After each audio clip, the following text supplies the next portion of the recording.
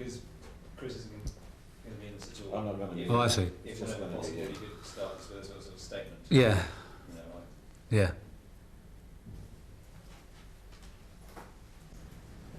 Okay, recording. So stable in 5.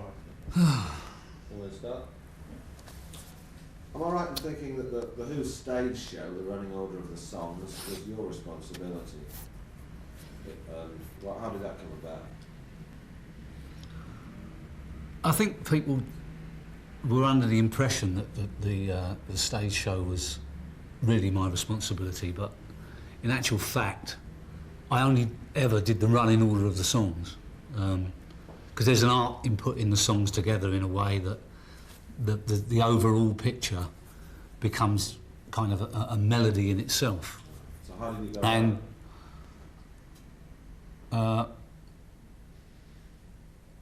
hold on, sorry. But actually putting the stage show together, I mean, it really was the whole band. I mean, there's a lot more to the actual show side of it than just putting a bunch of songs together which form a show, you know. One of the biggest problems the Who had with getting a stage act right was we had so much material, and we were always working with two things. There was always a bunch of hardcore fans that wanted to hear more obscure, older stuff. We had the record companies which wanted us to promote the up-to-date album, so there were actually three things. And we also had an audience which were familiar with only the kind of Who stuff that they were hearing on the radio at the time, which might be some of the new record, but mostly would be the record before. So we had all these three things we were trying to accommodate. And it didn't pose much of a problem in the early days because we didn't have much material, but as it went on towards the 80s, it became a nightmare because you can, I mean, I think the 89 tour, we were playing 4.5 hours at one stage and still only doing a third of our catalogue. I mean, it was ridiculous. Okay. You used to play guitar on stage with the Who in the early days. Why'd you give up? I used to play guitar in the early... I used to be the lead guitarist, and I gave up because I was a sheet metal worker. And lead guitar playing and sheet metal work don't mix. My hands used to be literally covered in cuts. I took up the guitar a bit again in the latter tours, but I'm not a very... I've lost the knack of playing and singing. I mean, it's something that left me, I'm afraid. When did you start throwing the microphone around? Did you practice it, catching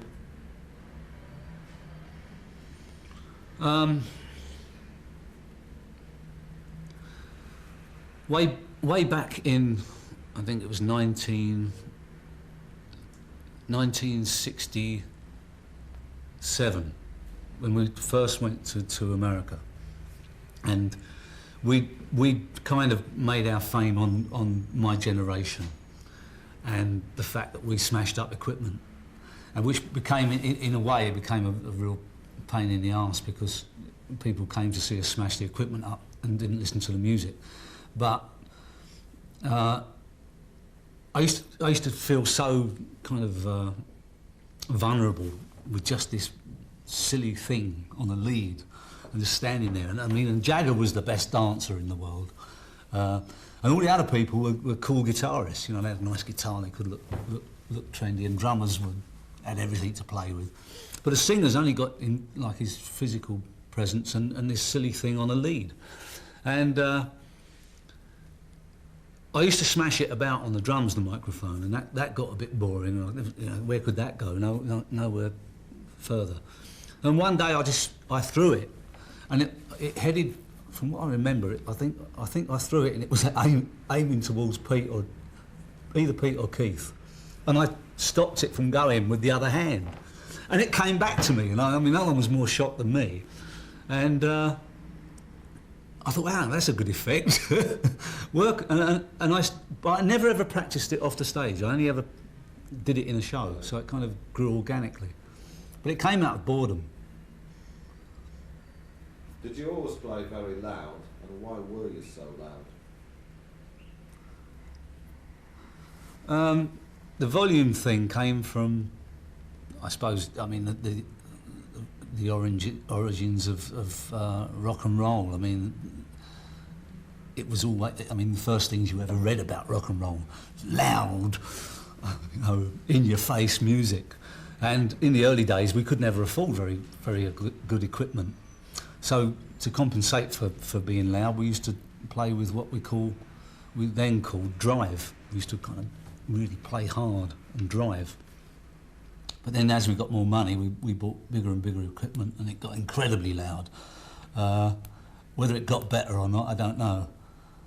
Singers had a hard time in those days because there was no monitors. So I sang for 20 years on the, maybe not 20, 15 years on the stage. I may have heard 5% of the gigs we played. The rest was just like playing to the noise of a Concorde engine. When you're that close to the speakers, that's what it was like. In the middle, because, you know, a guitarist can just turn up if he can't hear what he's doing. If the bass player's too loud, he just turns up the thing. You know, but when you're stuck in front of the whole caboodle, it was fun days. You needed to be a brute, and I was a brute. Yeah. Did you think everybody else was playing too loud for you to sing over? Oh, it was a constant rouse.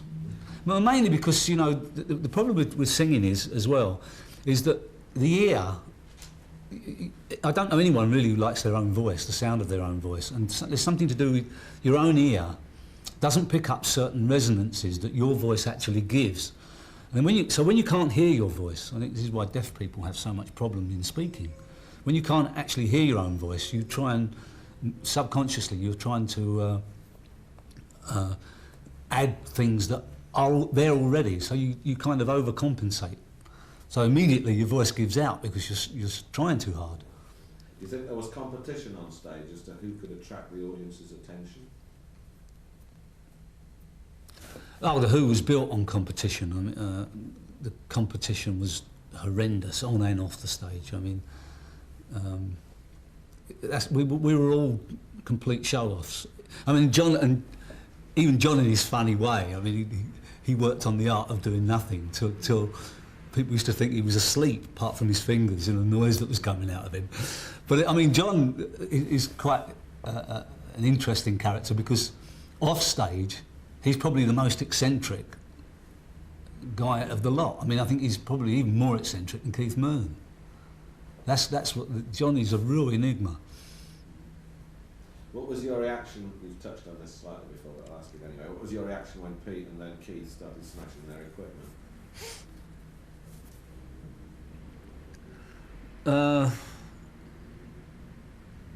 I must admit that the first time he did it pissed me off. Mainly because I'd struggled so hard to buy my first guitar. I mean, my parents had to mortgage the house to get my first guitar.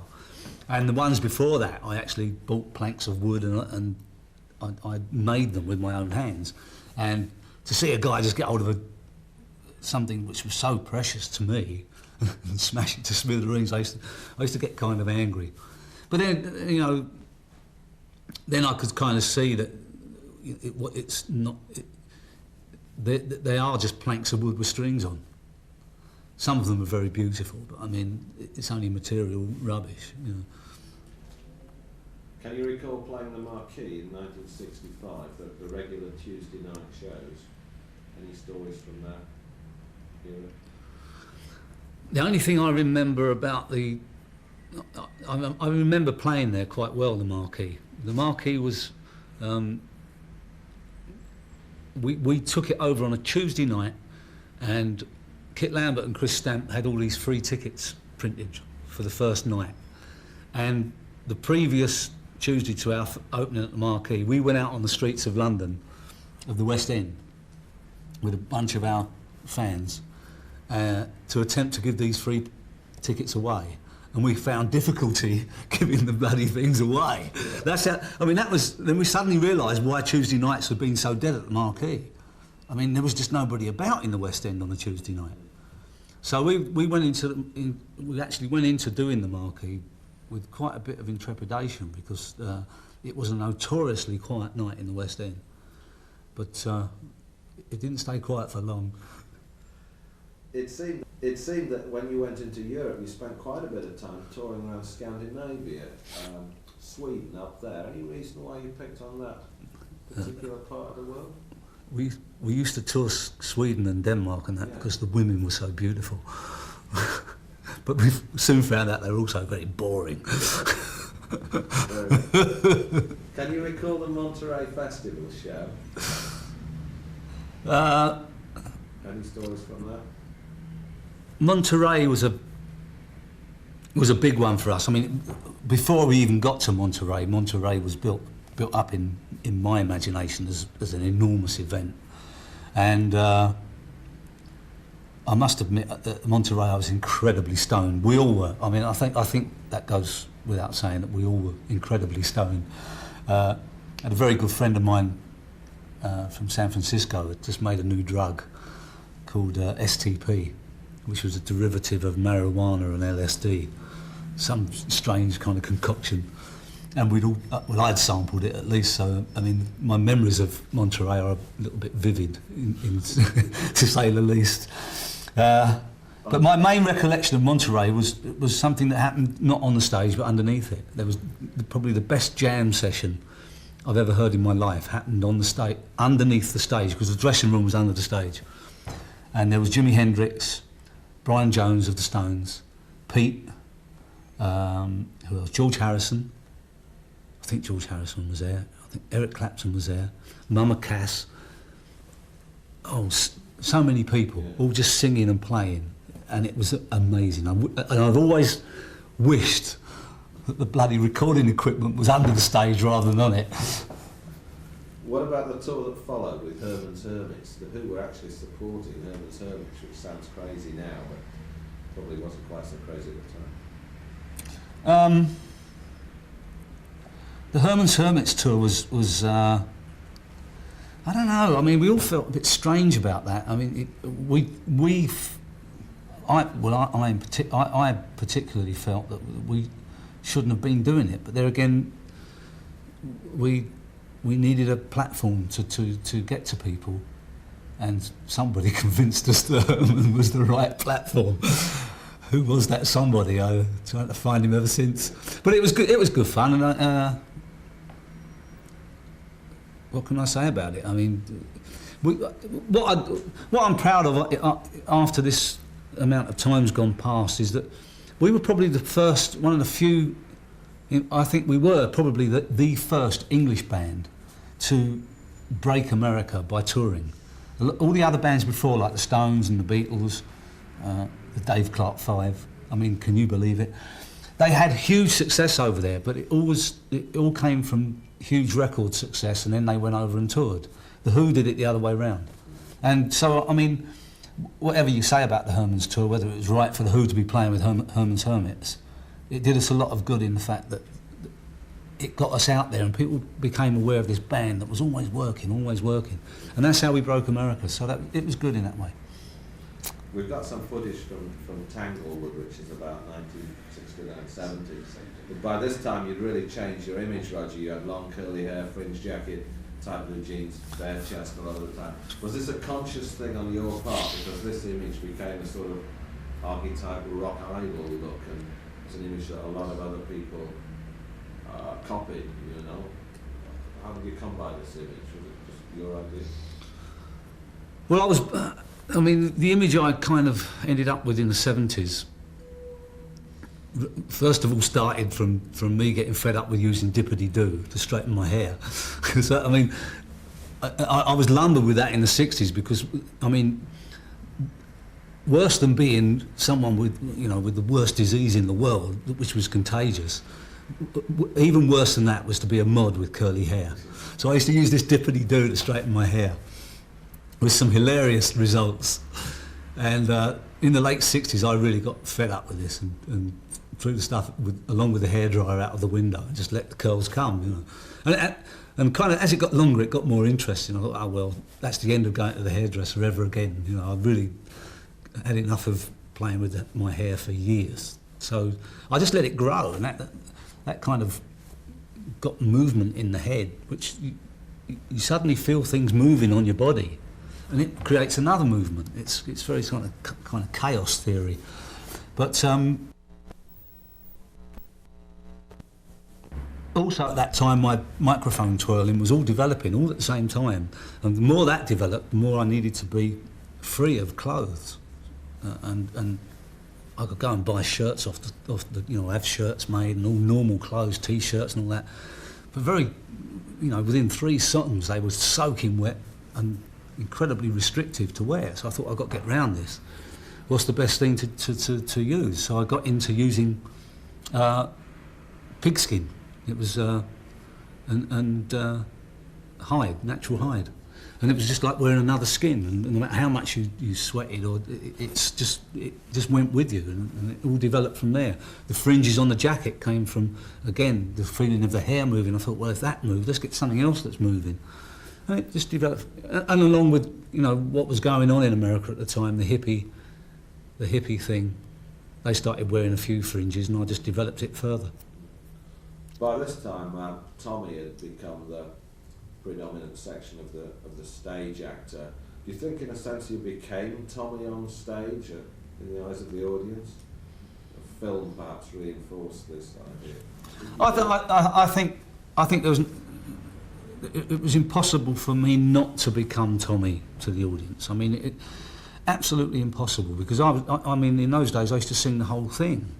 And obviously when I did the film, people found it very difficult to disassociate me with Tommy. I still get problems with that today. I mean, I still live with that today. I'm still very proud of it, and I don't really give a toss if people like it or not. I mean, I had a good time doing it. I was going to say, how did Tommy change your life? It paid the rent. Tommy paid the rent. Tommy paid the rent, it's true. Before, I mean, that's really true. Before Tommy, we were flat broke, penniless, and in debt to the tune of what would be today millions and millions of pounds. And Tommy paid the rent. But it obviously had other effects, but I mean, that gets all too serious, doesn't it? Yeah, okay. We've got some footage from the Isle of Wight, the 1970 Isle of Wight show. Seems that was one of the best British shows in Who's career. Can you remember that at all? Any stories from that? The Isle of Wight's... the last Isle of Wight. Yeah, the last Isle of Wight, yeah. Again, I remember the shows. I think we went on, the Isle of Wight, we went on after Emerson, Lake and Palmer. And they were quite a big group. They were a huge group then, and they were a difficult act to follow. But again, the kind of things I remember about the Isle of Wight is what was going on off the stage before the show. And the Who were blessed with a group of very kind of intrepid roadies, and it was very cold backstage, and we were all living like, had kind of campfires. And everybody else had run out of firewood, except the Who's roadies were going stealing the outside fence to put on our fire. So we had the biggest fire in the place. And I remember spending most of the evening before we went on stage. It was the kind of last time I saw Jim Morrison. And we drank, I think it was 3/4 of a bottle of, we were drinking Southern Comfort in those days. And I think if you look at the film, I think Jim went on after us, didn't he? And that's the last time I saw him. So that's my main recollections of the Isle of Wight. The show I always remember as being a good show, but we did so many good shows. Yeah. Well, by this time... He's back! He's back! He didn't have a very long lunch break, did he? Can you recall the time that Keith collapsed? Sorry. Let's run up to speed. Will you happy? Yeah. All right. Can you recall the time that Keith collapsed while he was playing at that show in San Francisco? Yeah, the time Keith collapsed at the Cow Palace, we were just about to premiere Quadrophenia in the States, and all I remember of the actual incident was that Can't Explain started out quite erratic. Substitute went from being very fast to non-existent, and our drummer had passed out completely. And two songs into a show, this is a big problem when you've got kind of 14,000 screaming fans out front. And I think it was me. I think just said, "Is there a drummer in the audience?" And a queue of drummers formed up at the entrance to the stage, and we chose one. And I think I don't know how long we played for or what it was like, but I remember we did quite an extensive part of our old repertoire. Quadrophenia, of course, had to go out the window with this kid from the audience, and it took Moon a week to recover from that one. When you did Quadrophenia live, there were all sorts of problems with syncing the on-stage sound with the tapes. What do you feel about any stories about that? The biggest problem we had with Quadrophenia was working with. In those days, we didn't have the synthesizers were very in their very early stages, and the technology was non-existent to kind of carry that thing around to put it on stage. We experimented working with quadraphonic sound, which was interesting but not very successful. But the main difficulty was working with tapes of the synthesized music, because go away! There's someone digging their way in here. Excuse me. We would to work with tapes on the Quadrophenia sections really did limit the show, because once the tape was started, you were stuck into playing within that envelope. And previous to that, The Who had always been very much a free-form band. It's almost jazzy in a way. I mean, things would literally grow block by block. But once you started that tape, you had to play with that tape until it finished, and then you could do what you liked if you still had any brain left. And it was a really big problem, and it was a big problem for me, because from where I stood on the stage, I could never hear the damn tape anyway. It was all even Keith had to wear earphones. It was a nightmare. Can you recall anything about the 1974 Charlton show? We've got footage of that one, you see. Is that the one where it rained? No, it was a later one, wasn't it? Yeah. No, I can't really remember much about the Charlton show.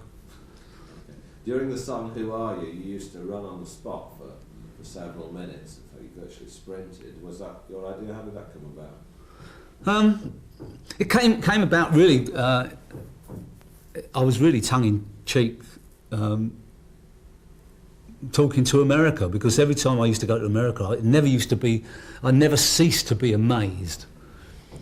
I better say that. I better preempt that for you. The running in "Who Are You" really came out of me never ceasing to be amazed at how many Americans actually do jog.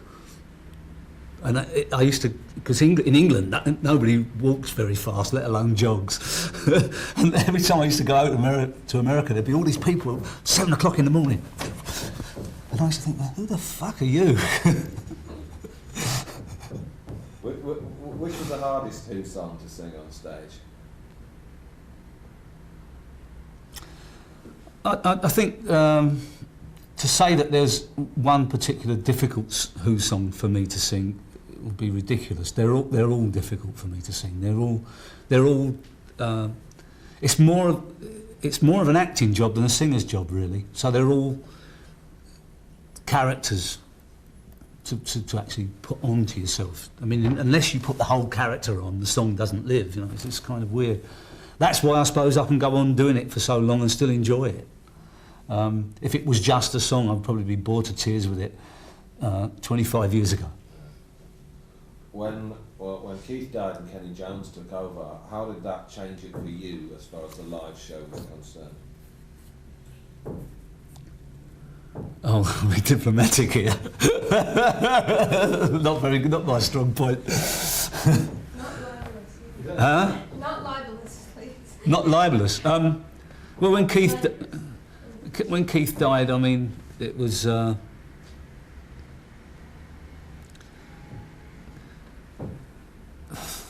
don't know. So can I skip this question? I mean, I don't have to. I mean, I never ever wanted to replace Keith with a permanent drummer. I thought Keith was such an extraordinary drummer, and I was aware that our sound was so tied up in a style that linked Pete's kind of very rhythmic banjo-type guitar playing, some of the time with his kind of sparse lead playing, which could often leave a big hole, to John's bass playing, which again, John doesn't play like a normal bass player, he plays almost 10 times as much. It's almost as though we do need a real bass player as well, you know. And Keith's drumming, to me, it was always obvious that the drumming was the cement that linked these two bricks together. And when he died, I never ever wanted to replace him with another drummer because I could see the problems we were going to have. And Kenny Jones, bless him, I mean, he's a great drummer, but to try and fill that seat is impossible. It was like putting the wheel of a Cadillac on a Rolls Royce. No, it's a wonderful wheel, doesn't fit on a Rolls, you know. And I think we proved that point. I think my point was proved when Simon Phillips played on the '89 tour, who played much more like, who actually did manage to emulate what Keith played much more faithfully. And then the music, no, we had a percussionist as well on that tour. But you know, you could really feel the music all join up then. I think for me, when Kenny was playing, it was like nothing gelled. It was used to make me. And anything else, Nick, you think I haven't touched on? I've really gone through the questions. I mean, we talked. What time is it? 1:10. Oh. I mean, as I said, the importance of the stage. Roger touched on that anyway. I mean, you mentioned earlier, maybe we could go through it again, about how important the stage was to The Who, because you were one of the first, if not the first band that made their name and reputation through the live show as opposed to selling records. Yeah, I do. You know, how did you get so good live? Was it just playing so often? I think The Who always were a live band. I don't think The Who, and I still don't feel that The Who ever really got it right on record. I really don't think that. There's something about The Who's sound. It's kind of bigger. It's bigger than any of us individually. And when we get together and make the noise that we make, it grows into something which is more than sound. And it's not just a circus show. There's some kind of chemistry that goes on. I don't know what it is. And then there's an energy. And I really do honestly feel that we've never ever captured it properly on record. And the stage always accommodated it. It always gave us what we needed. It was always there on stage. It never was there on record. Thanks very much to the stage. Okay. All right, I've got to go. I've had enough.